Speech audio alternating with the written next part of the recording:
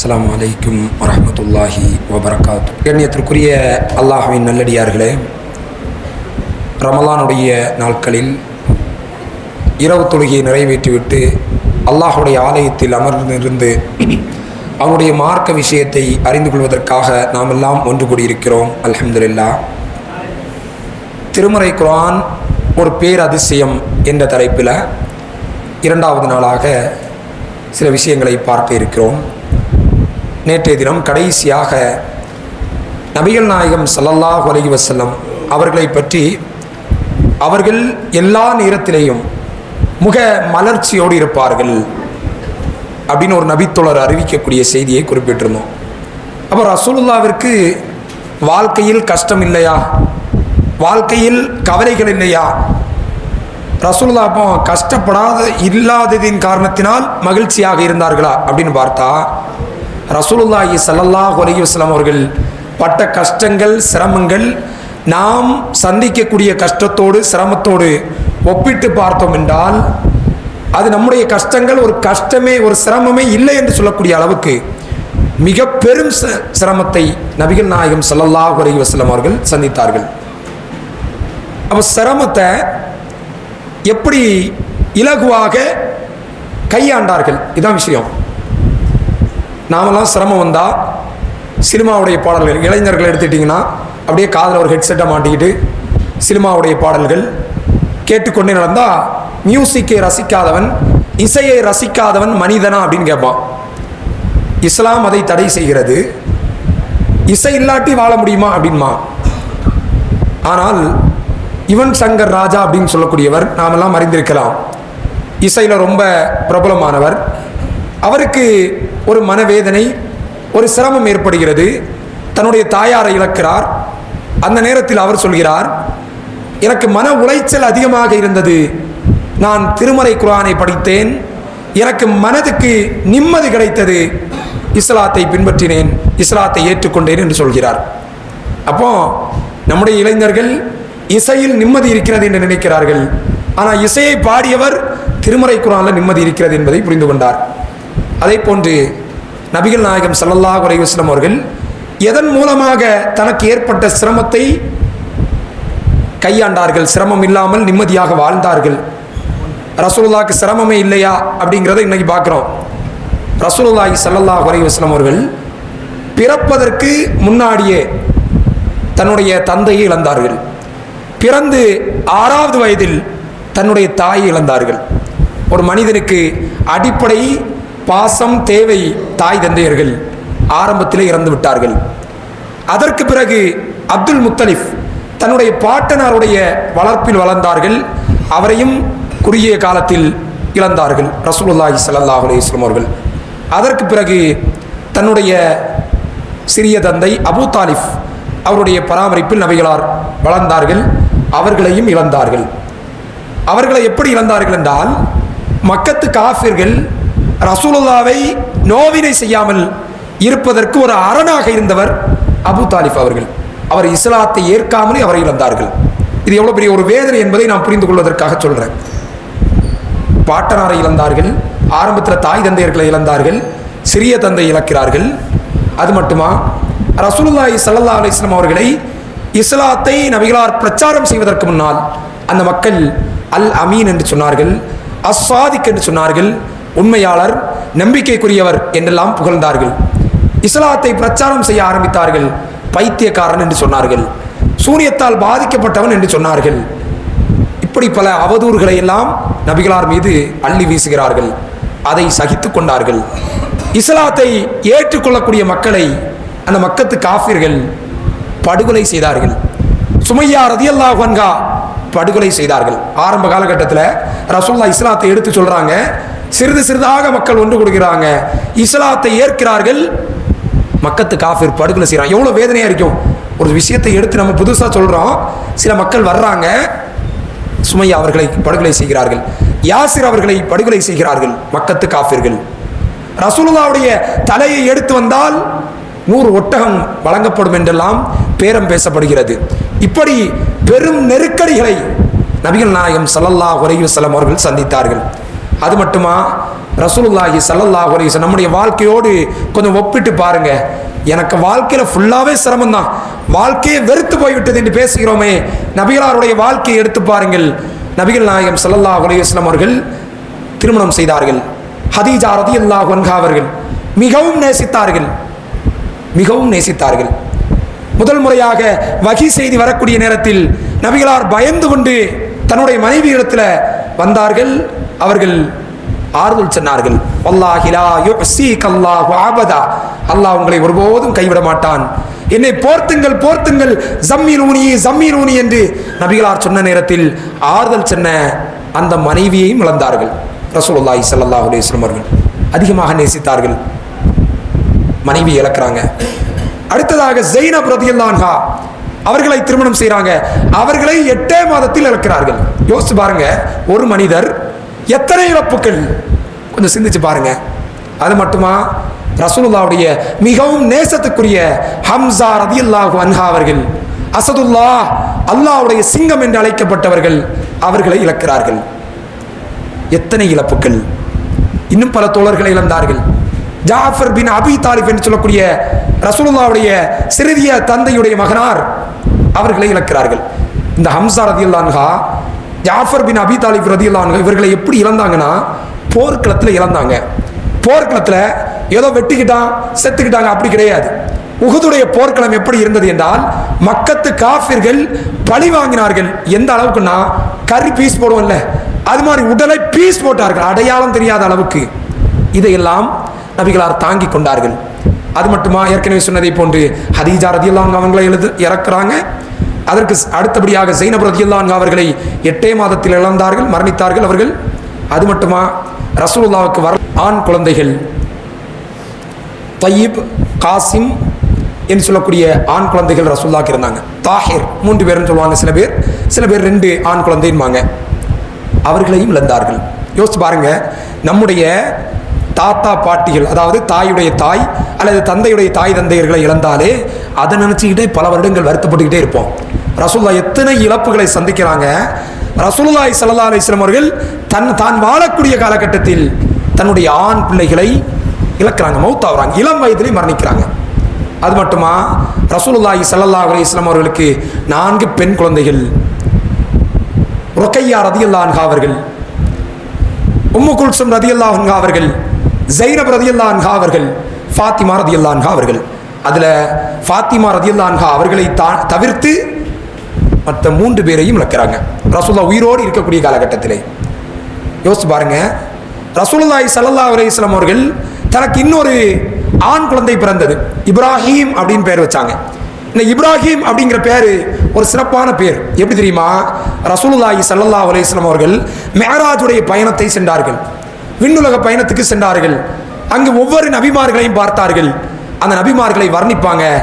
ஈசா நபி அலைஹிஸ்ஸலாம் அவர்களை சந்தித்தேன், அவர்கள் இவர்களை போன்று இருந்தார்கள். மூசா நபி அலைஹிஸ்ஸலாம் அவர்களை சந்தித்தேன், அவர்கள் இன்னாரை போன்று இருந்தார்கள். இப்ராஹிம் நபி அலைஹிஸ்ஸலாம் அவர்களை சந்தித்தேன், அவர்கள் உங்களுடைய தோழர் முஹம்மதை போன்று இருந்தார்கள் அப்படின்பாங்க. அந்த பேரை தன்னுடைய குழந்தைக்கு வைக்கிறாங்க. ரசூலுல்லாஹி ஸல்லல்லாஹு அலைஹி வஸல்லம் எவ்வளோ அன்போடு, எவ்வளோ அக்கறையோடு, எவ்வளோ பாசத்தோடு வைத்திருப்பார்கள். அந்த குழந்தையும் இளம் வயதில் இழந்தார்கள். எத்தனை இழப்புகள். மனைவி இழக்கிறாங்க, சிறிய தந்தை இழக்கிறாங்க, தன்னுடைய சகோதரர்களை, அதாவது சிறிய தந்தையினுடைய பிள்ளைகளை இழக்கிறாங்க, தன்னுடைய பிள்ளைகள் ஆண் குழந்தைகள் அனைவரையும் இழக்கிறாங்க. ரசூலுல்லாஹி ஸல்லல்லாஹு அலைஹி வஸல்லம் அவர்கள் பத்ருடைய போர்க்களம் நடைபெறுகிறது. அன்றைய இரவுல அழுதழுது அல்லாஹ்விடத்துல துஆ செய்றாங்க, யா அல்லாஹ், இந்த படையை நீ அழித்து விட்டால் உன்னை வணங்குவதற்கு இந்த பூமியில் யாரும் இருக்க மாட்டார்கள், யா அல்லாஹ் எனக்கு வெற்றியை தா என்று அழுது துஆ செய்றாங்க.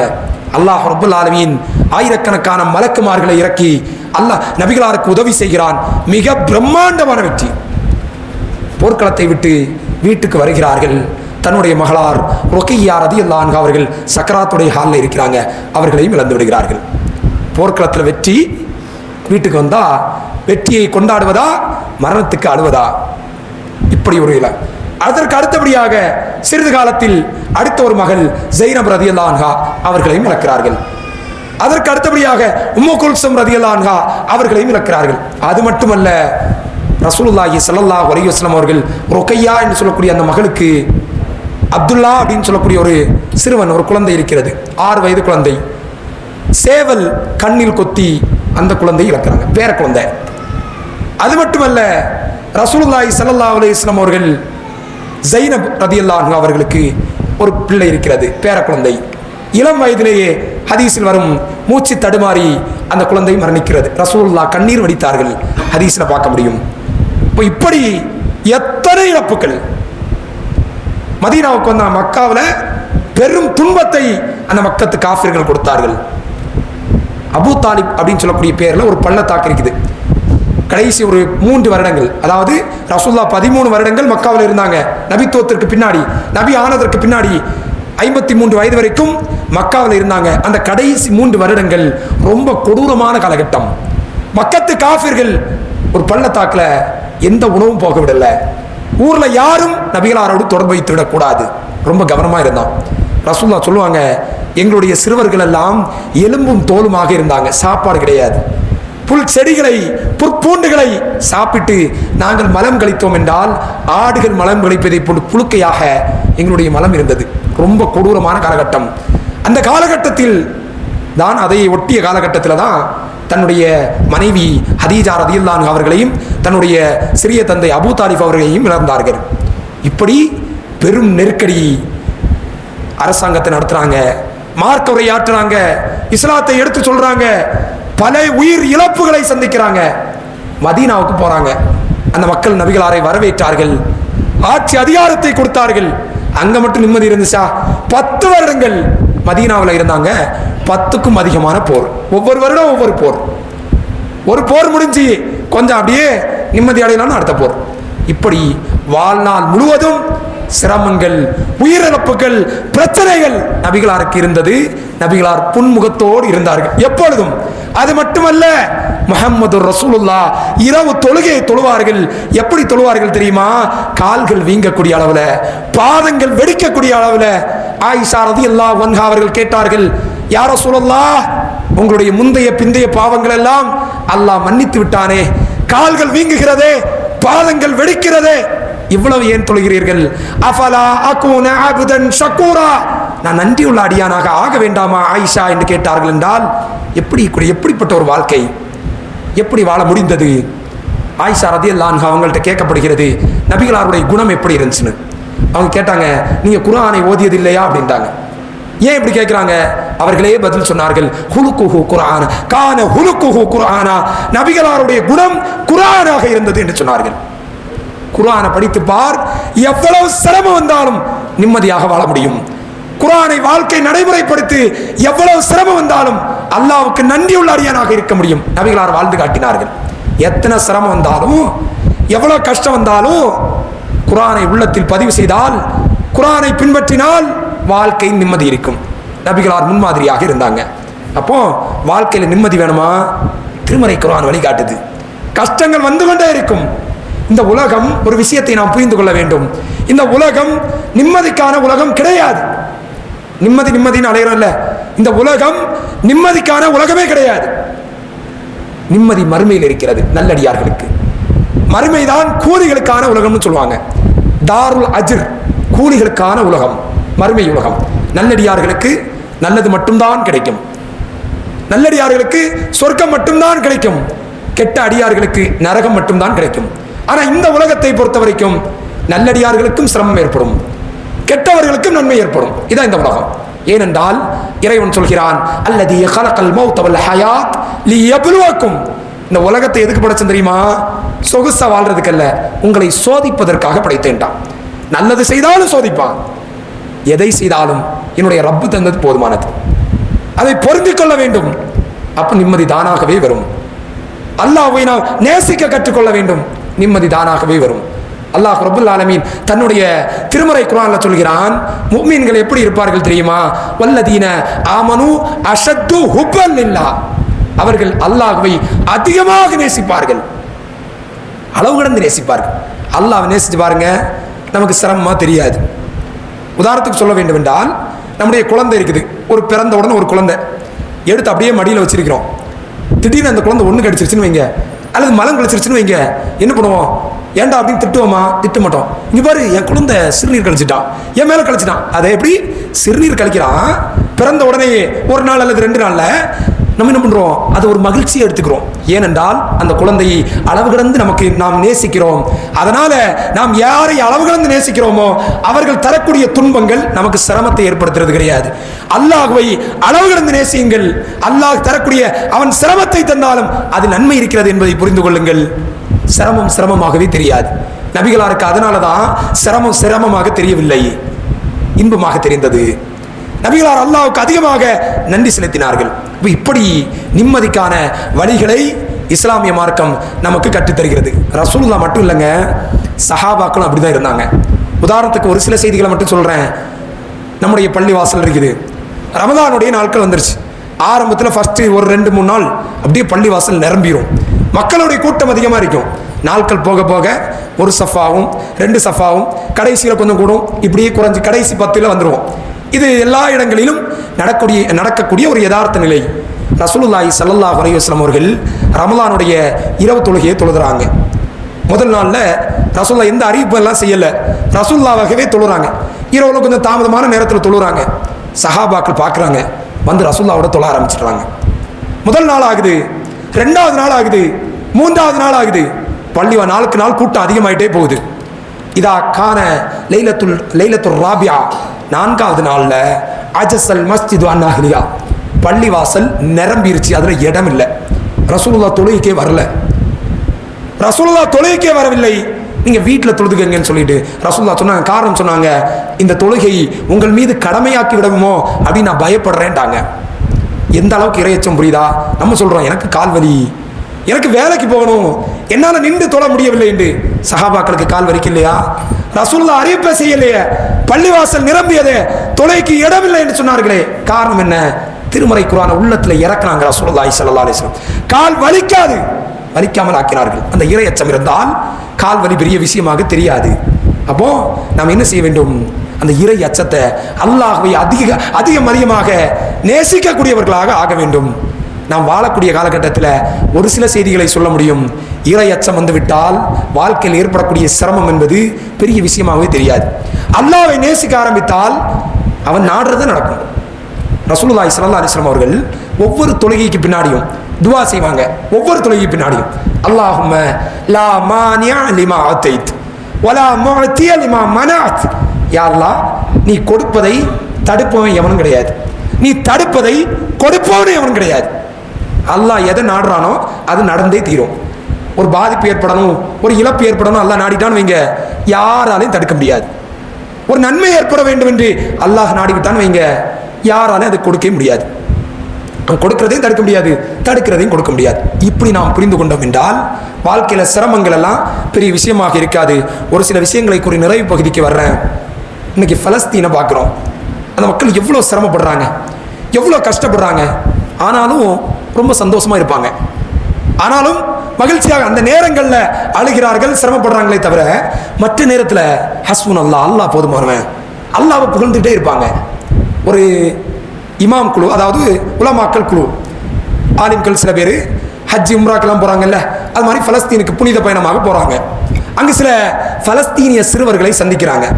அவங்கள்ட்ட சொல்கிறாங்க, எப்பா நீங்கள் எங்கள் ஊருக்கு வந்துடுங்க, சில சிறுவர்கள்ட்ட உங்களுக்கு எல்லா தேவைகளையும் நாங்கள் நிறைவேற்றி தர்றோம், உங்களை டாக்டர் ஆக்குறேன், உங்களுக்கு தேவையான உணவுகளை தர்றேன், இங்கேருந்து இந்த இஸ்ரேல்காரனை கூட படாப்படுறதுக்கு அங்கே வந்துருங்கப்பா அப்படின்னு சொல்லிட்டு பேச்சுவார்த்தை கொடுக்குறாங்க.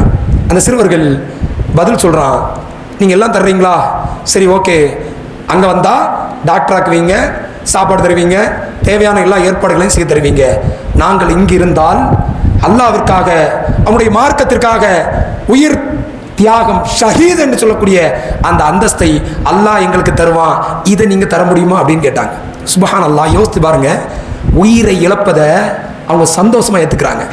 இன்னைக்கு எந்த அளவுக்கு இவர்கள் காட்டு மிராண்டி என்றால், அதாவது இந்த இஸ்ரேல் ஆர்வம், இந்த சியோனிஸ்டுகள் எந்த அளவுக்கு காட்டு மிராண்டி என்றால், இன்னைக்கு தகவல்கள் சொல்கிறது பல ஆயிரக்கணக்கான மக்கள் ஆவிகளாகி விட்டார்கள்.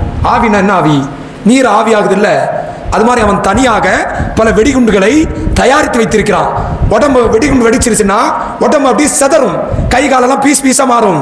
ஆனா அப்படி பீஸ் பீஸா ஆகாம அதை விட வெப்பத்தை கொடுப்பதின் காரணத்தினால ஆவியாகவே மாறிவிடுகிறது. பல ஆயிரக்கணக்கான மக்கள் இப்படி இறந்து போகிறார்கள். அந்த நேரத்தில் கூட அவர் சொல்கிறார், அந்த பையன், அந்த சிறுவன் சொல்றான், நான் ஷஹீதாக வேண்டும் என்று சொன்னானா, அல்லாஹ் ரப்பல் ஆலமீன் திருமறை குர்ஆன்ல ஒரு வசனத்தை அருளுகிறான். அல்லதீன காலு, சில மனிதர்கள் இருக்கிறார்கள், ரப்புன் அல்லாஹ், அவர்கள் சொல்வார்கள் எங்களுடைய ரப்பு அல்லாஹ் தான் என்று சொல்வார்கள். அது மட்டுமல்ல, சும்மஸ்தகாம், அதில் உறுதியாக இருப்பார்கள். அல்லாஹ்னு நம்ம எல்லாரும் சொல்லுவோம், அவன் எப்படி சொல்லுவானா, அல்லாஹ்னு சொல்லிட்டு அதுல உறுதியா இருப்பான். வானமே தலையில் இடித்து விழுந்தாலும் எங்களுடைய ரப்பு அல்லாஹ் தான் அப்படி சொல்லக்கூடிய மக்களுக்கு அல்லாஹ் சொல்கிறான், பதில் சொல்றான். என்ன பதில் தெரியுமா? ததனஸ்ஸலு அலைக்குமுல் மலாயிகா, அவர்கள் மீது மலக்குகளை நான் அனுப்புவேன்.